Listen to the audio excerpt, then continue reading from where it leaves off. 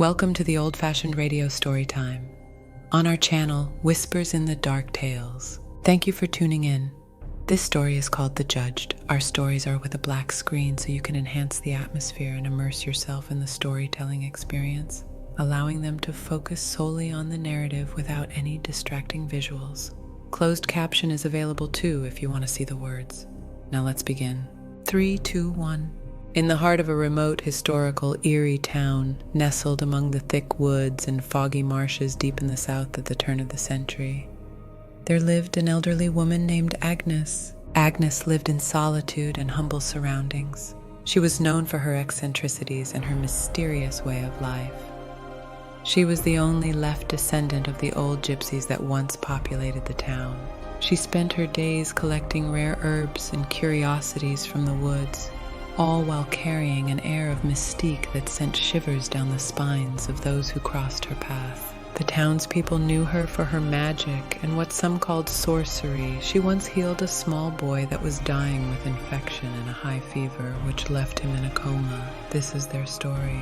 Desperate for help, his parents turned to Agnes against all the townspeople's warnings of her sorcery.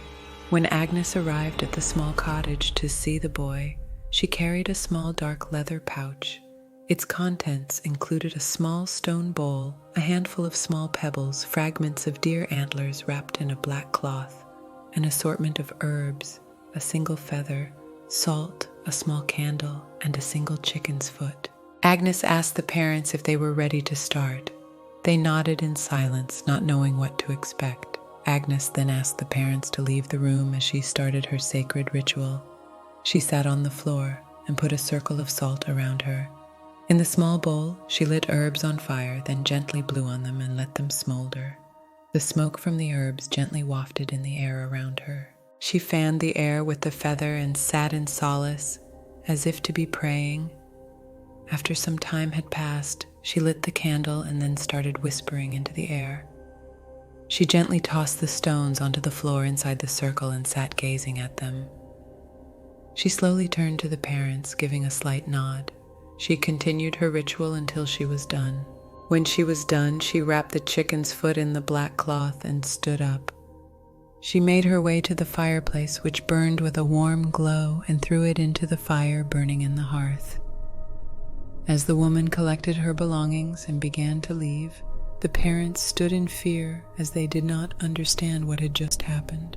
The father, reluctant to speak and holding his wife close, gently asked, "What now?" Agnes peered straight at the father with her piercing blue eyes. Agnes replied, "And so it is done. Your son will rise with the next full moon." Both parents stood looking at each other, bewildered, as they did not know if it was a mere myth, but they wanted to believe nothing more than their son to be well again. As Agnes started to pass through the doorway to the outside, the father spoke up. "Agnes, wait, how do we repay you?" Agnes replied, "On the next full moon, make a hearty meal and an apple pie to celebrate the season. Your son will be hungry when he awakens. Place a piece of pie in on the porch, and I will come for it once your son awakens." Kindness is a gesture that speaks volumes and is a rarity that many take for granted. Be humble, grateful, and generous when you're able, and do not lay unfair judgments. Live by this and receive many blessings. Agnes then took a few steps out the door and disappeared into the darkness, as if it mystically consumed her. The father turned to his wife. "The full moon is only 2 nights away. There is lots to do." As the 2 days passed, the parents stayed busy, preparing for a hearty meal for their son.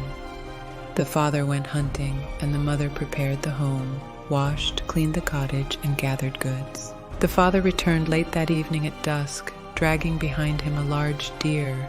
He exclaimed to his wife when he entered within earshot of the cottage, "Honey, it just stepped out in front of me and stood there." The wife replied, "You should see the garden. The plants have doubled in size overnight."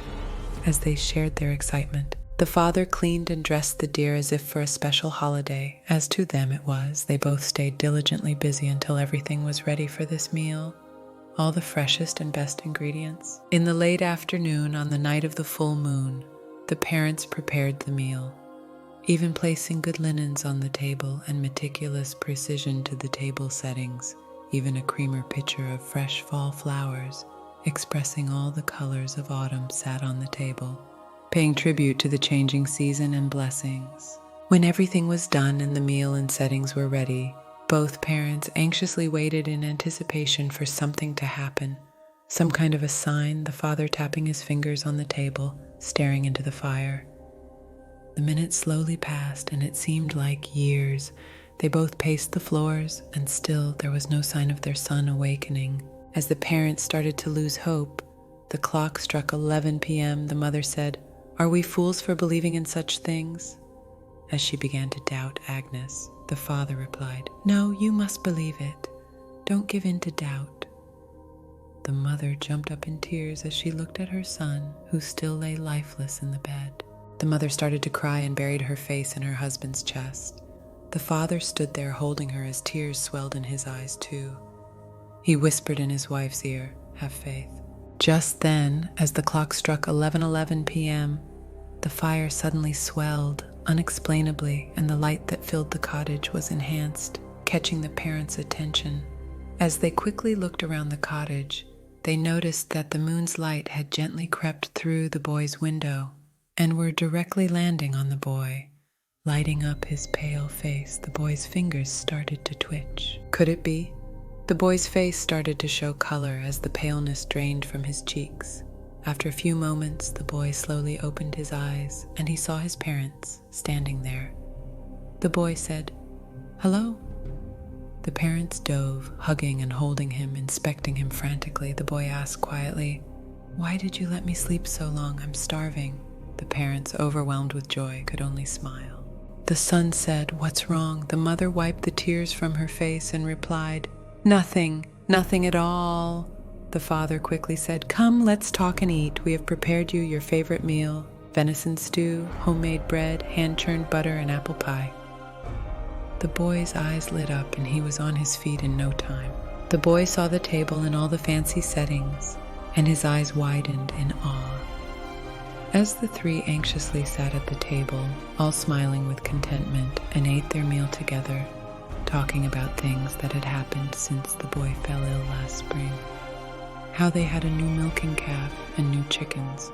As they sat, quickly losing track of time, the father jumped up from the table.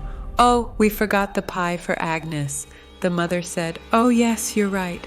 As the two jumped up from the table to get the pie together, they stopped, as the moonbeams were dancing through the window directly onto the pie, as if to be saying something. With gratitude and humbleness, the husband said to his wife, "Grab a basket. I want Agnes to share this wonderful meal with us." The wife grabbed basket, then started ladling hearty spoons of hot stew in a deep bowl. The husband wrapped fresh bread and butter in a towel. The son, looking confused, said, "What are we doing, and why?" The parents, scurrying around, just said, "We are thanking Agnes for helping you." Now the son, looking even more confused, squealed, "The old scary witch from the swamp?" Both parents paused and glanced at each other briefly. "Yes, son, it is wrong of people to judge based on the appearance." Continuing, "Have you ever met her son?" The boy slowly shook his head. "No." "Then you do not know her to speak about her?" The boy once again silently shook his head. "No." "Okay, then that is that." The boy's eyes widened as his voice quivered. "But the other kids tell tales of her. She scares me, Papa." The mother turned to the boy. "Now up you go. Place the basket on the porch for Agnes. Go now while your father and I clean up. Then you can come have some pie." The boy reluctantly picked up the basket and slowly made his way to the door. He could not see past the small amount of light that peeked outside from inside the cottage. He crept out onto the porch into the darkness. As he set the basket down, his heartbeat pounded in his chest, and he turned to dash inside, overwhelmed with fear.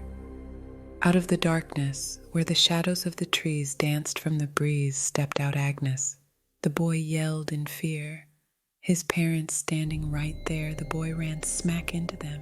The father said, "Oh, hello, Agnes. We are so happy to see you." The son clung onto his father's leg, trembling. The mother said to Agnes, "Please share our celebration feast. Won't you please come in out of the cold and warm yourself by the fire?" She nudged her husband grab her basket as she quickly turned the boy and shuffled him into the cottage. The father quickly stepped out onto the porch and grabbed the basket. He then reached his hand out to Agnes in the darkness. "Come now," with a big smile. "We will not accept no for an answer." Agnes's bones did ache from the autumn chill. She took the father's hand as he assisted her up the stairs and into the cottage. The mother quickly pulled out a chair and said, "Here you go, Agnes. Come sit next to the fire." The father came out of the darkness with a homemade quilt his wife had made and wrapped Agnes in it. The small boy peeked from around the corner and observed from the next room. Agnes had never been shown such kindness and was greatly moved by the couple's generosity and gratitude. Everyone always mocked and whispered, said unpleasant things under their breath as if Agnes couldn't hear them. The mother asked Agnes if she would like her food from her basket, and Agnes said, "No, thank you, I cannot stay, but I have been looking forward to that pie." The mother said, "Okay then, pie it is." As the mother went to fetch Agnes a piece of pie, a small voice came out, "Ma'am, I like pie too, but my mama doesn't allow me to have it before supper. You're lucky." Agnes, without turning, replied, "No, son, you're the lucky one. You have very good folks." The small boy emerged hiding and said to Agnes, "Have you ever had my mama's pie? I'd say we're both lucky." Agnes smiled at the boy as the mother entered the room and said, "Come now to the table to have your pie." The boy quickly jumped up onto the chair, his blue eyes wide, reflecting the flicker of the fire and his brown curls of hair framing his face. The mother handed Agnes a piece of pie, but Agnes put her hand out. "Help me, dear, I would like to have it at the table with the boy." The boy exclaimed after a moment, "Yes, please, come and sit with me." The mother said, "Very well then, Agnes, you're always welcome at our table." As the father came through the front door with an armful of wood, as the mother said to him, "Have a seat, I am serving the pie." The father added a log to the fireplace and came and sat at the table with Agnes and the boy. The mother soon reappeared with pie for herself and her husband. Together they all sat and talked about Agnes's wisdom and the moon phases, the soil, seasons, and harvest. Agnes was wise beyond her age. After they had all finished their pie, the boy said to Agnes, "Thank you, ma'am, for waking me up." Agnes looked at the boy and replied, "I did not wake you up. Your parents did by believing." With that, Agnes announced she needed to get back home. It was already late. She had some things she needed to finish up while there was still a full moon. She thanked the family for their hospitality, and her and her basket made their way out the door and vanished into the darkness. The next morning, when the family awoke, the morning beams lit up the cabin with a sense of peace. The boy's laughter once again filled the air, and his inquisitive questions came one after the other. The garden had doubled in growth overnight. The animals had produced more milk and eggs. The hunting seemed to keep the stone house full. The family was truly blessed. They often sent an invite to Agnes, inviting her to dinner and holidays, and she gladly came for the pie and even helped teach the boy about the soil, plants, how to read the sky, and when to plant and when to harvest. The moon phases and how everything comes to be. Agnes spent her days giving her wisdom to the boy and his family until the day she passed, all while the family reaped her knowledge. The boy loved spending time with Agnes, listening to her tales and experiences. She became like a grandmother to him. The boy even offered to accompany Agnes to town and assist her at the market. The long stares, cruel whispers, and cross scowls to Agnes and the boy as they walked along the cobblestone streets went unnoticed by them both, as they just went about their business. The boy and Agnes paid no mind, and over time the stares and glances stopped, and more people in the village started to speak to Agnes rather than fear her. She was often smiling when her and the boy were together, which did make her look not so scary. The boy was always just happy to be alive. Agnes's generosity given to the boy and his family in their time of need was returned to her 10 times fold. Agnes was grateful for the family and their kindness.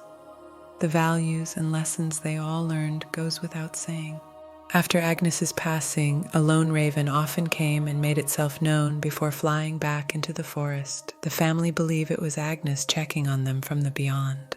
One of the first things the boy was told by Agnes and his parents was, "Kindness is a gesture that speaks volumes and is a rarity that many take for granted. Be humble, grateful, and generous when you are able, and do not lay unfair judgments. Live by this, and many blessings will fall upon you and your family. And one more thing. One should be so fortunate to have the ability to have pie before supper. The end.